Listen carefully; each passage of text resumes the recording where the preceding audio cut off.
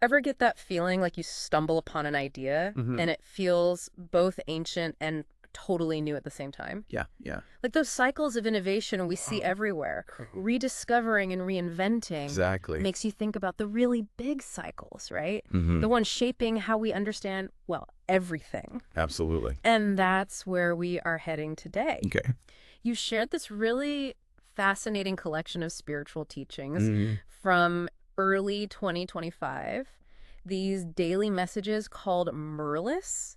Interesting. And they offer, I think, a very unique lens on the self, Okay. the divine, and this grand repeating pattern of existence. You know, what really stood out to me when I was looking at these Murlis Yeah. was this comprehensive vision they present. Right there. It goes beyond personal guidance. Right. It's a complete cosmology, a way of understanding time itself Wow. and where we fit in, Oh. all tied to a very specific understanding of the divine. Right. So in this deep dive, I think our goal is to really unpack those core ideas, see what makes this perspective so compelling, Yeah. and what key insights we can gain from it. Absolutely. We have excerpts from the Anniversary Portoman dated January 4th, 2025, Okay. along with some, I think, really fascinating perspectives Yeah. attributed to Sadkin Harry and these ancient. So Yeah. why don't we just jump right in? Sounds good. Let's unpack their understanding of God, Okay. the Ikoba, and how that may differ from what Yeah. people traditionally might believe. One of the first things that jumps out is how they use the term chala, Okay. or father. He's acknowledged as Haka, Ho, Right. but the source kind of reframes the idea of God as unrusted, Okay. the knower of all hearts. Right. And they call this an unrusted and inverted glory. Mm.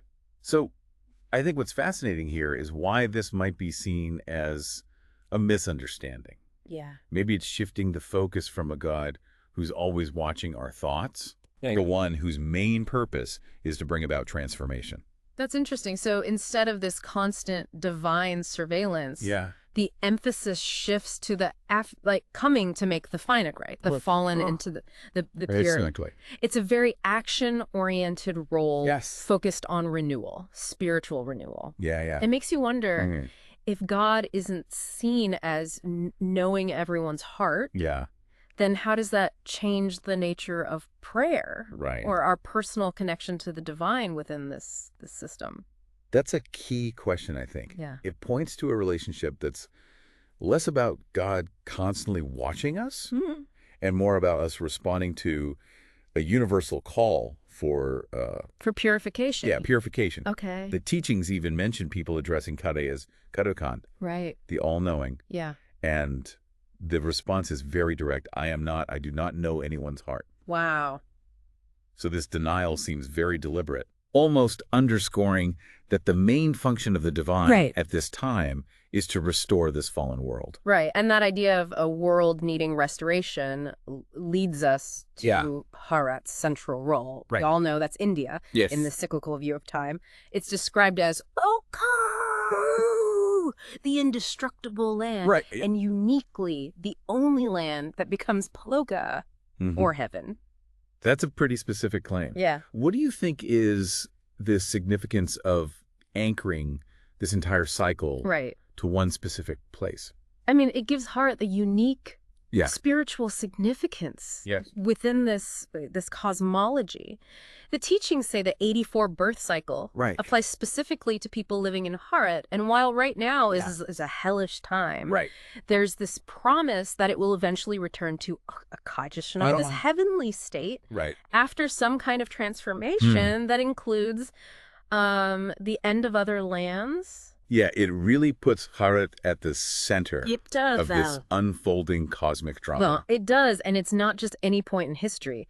This present moment Right. is labeled the Kanabhajara, the most elevated confluence age, the time of the Gita, Yes. and this process of becoming Apaju, these most elevated beings. So it's like a hinge point, this transition from dark to light, Exactly. and specifically centered in Bharat. And building on that, Yeah, the Murlis yeah, offer a really fascinating Yeah. new way to look at the well-known yeah. the Yeah. Trinity. Yeah, this was a real surprise to me. Really? They challenge the common understanding of Okay. Brahma, Vishnu, and Shankar. Okay.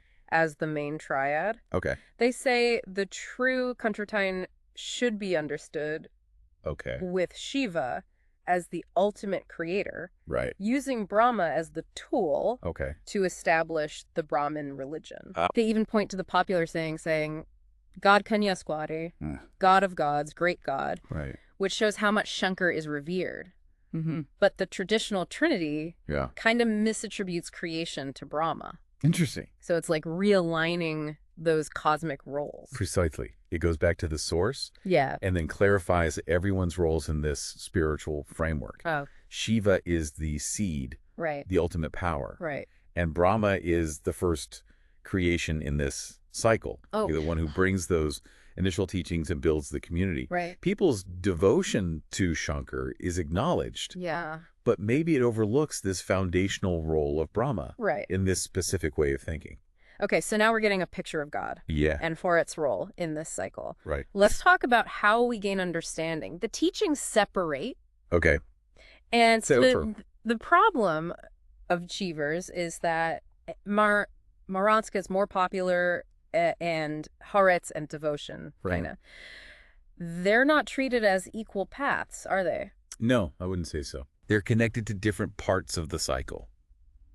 Knowledge is linked to the day, which represents the golden and silver ages. Okay. So Yuga and Treta Yuga. Yeah. This is when truth is understood and experienced directly.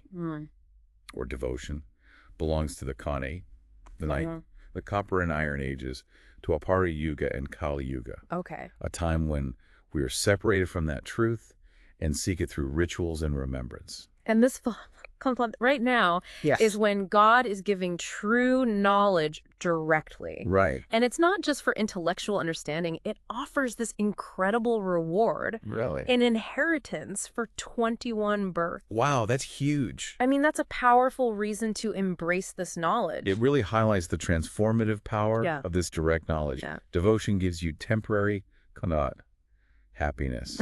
During those darker ages. Yeah. But it doesn't lead to that same lasting spiritual inheritance. Right. The idea is that true and lasting fulfillment comes from understanding yourself and the divine through this knowledge that's being offered now. There's this phrase, sakta,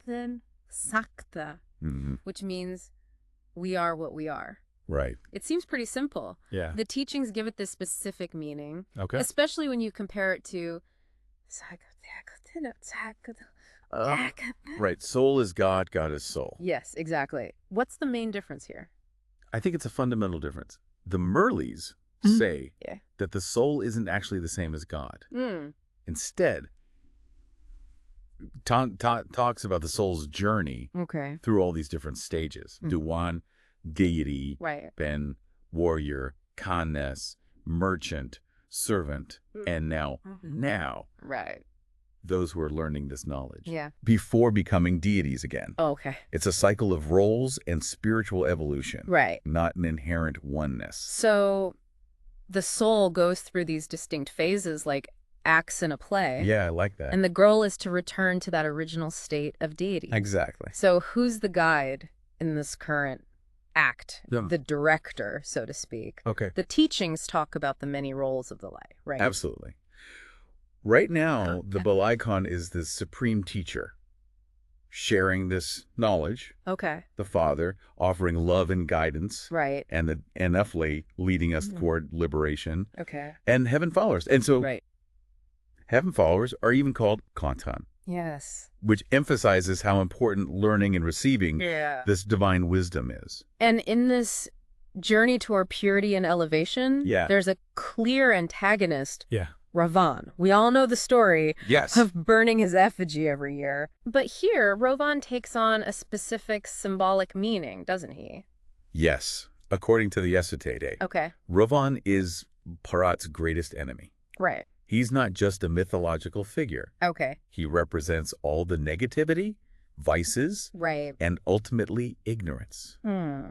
This understanding comes directly from this divine knowledge that's being shared now. And those who are embracing and sharing this knowledge are described so beautifully as Huvir rivers of knowledge. Yeah. Flowing from the ocean of knowledge, Yes. which is it's like a powerful image of this pure understanding spreading outward. It is. It shows how active those who receive this knowledge are in sharing it with others. Right. They become these channels for spiritual awakening. Yeah. And their own purification is linked to spreading that text. So how do we actually achieve this transformation from Uthaponiralid to Kinsardamus? Right. The teachings talk about a specific practice, right? Yeah. The key is constant remembrance of God. Okay. They compare it to how a lover Yes. focuses so intently on their beloved. Right. It's that continuous mental connection that burns away impurities and makes you pure. Okay. It's not just saying a name. Right. It's cultivating this deep and constant inner connection. Now, with this focus on purification and time being cyclical, the teachings naturally talk about the end of this current cycle, the impure one, and the arrival of a new golden age. Yes. The language they use for this transition is pretty dramatic. It is, yeah. Phrases like,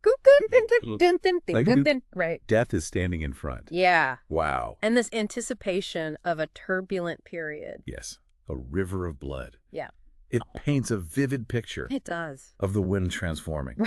But this upheaval, it's seen as a necessary cleansing before that new era begins. Right. Marked by victory, return of the golden age. It's like a cosmic reset. Yeah. Paving the way for this fresh start. Exactly. And within all this, the world itself is described as this limitless drama. Yeah. And we're all actors in it.